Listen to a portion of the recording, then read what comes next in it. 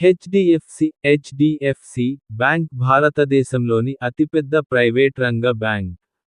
విలీనం తర్వాత దీని పరిధి మరింత పెరిగింది. ఈ బ్యాంక్ యొక్క పూర్తి విశ్లేషణ కింద వివరించబడింది. 1. పనిచేసే రంగాలు బిజినెస్ సెక్టర్స్. హెచ్డిఎఫ్సి బ్యాంక్ ప్రధానంగా 3 విభాగాల్లో తన కార్యకలాపాలను నిర్వహిస్తుంది. రిటైల్ బ్యాంకింగ్, వ్యక్తిగత రుణాలు, పర్సనల్ లోన్స్, గృహ రుణాలు, హోమ్ లోన్స్, కారు రుణాలు, మరియు క్రెడిట్ కార్డులు.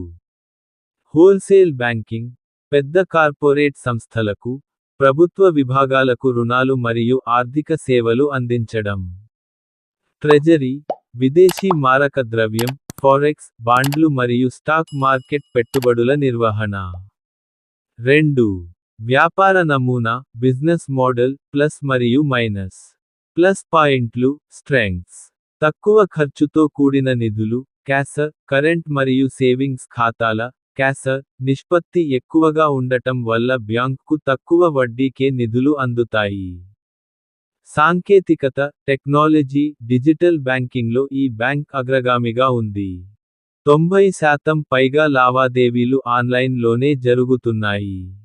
విస్తృతమైన నెట్వర్క్, దేశవ్యాప్తంగా వేల సంఖ్యలో బ్రాంచ్లు మరియు ఆత్మలు ఉండటం. మైనస్ పాయింట్లు వీక్నెసెస్. హెచ్డిఎఫ్సి లిమిటెడ్ విలీనం తర్వాత స్వల్పకాలంలో మార్జిన్లపై ఒత్తిడి పెరిగింది.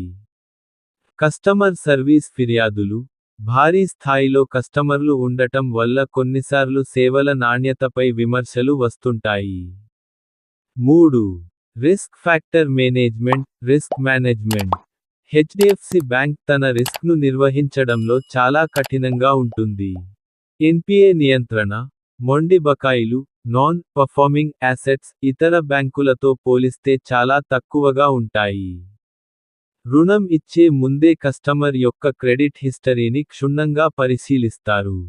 వైవిధ్యీకరణ డైవర్సిఫికేషన్ ఒకే రకమైన పరిశ్రమకు ఎక్కువ రుణాలు ఇవ్వకుండా, వివిధ రంగాలకు రుణాలను పంచడం ద్వారా రిస్క్ను తగ్గిస్తుంది. లిక్విడిటీ మేనేజ్మెంట్, అత్యవసర సమయాల్లో నగదు కొరత రాకుండా తగినంత నిల్వలను ఎల్సిఆర్ లిక్విడిటీ కవరేజ్ రేషియో నిర్వహిస్తుంది. 4. భవిష్యత్తు ప్రణాళికలు ఫ్యూచర్ స్ట్రాటజీస్.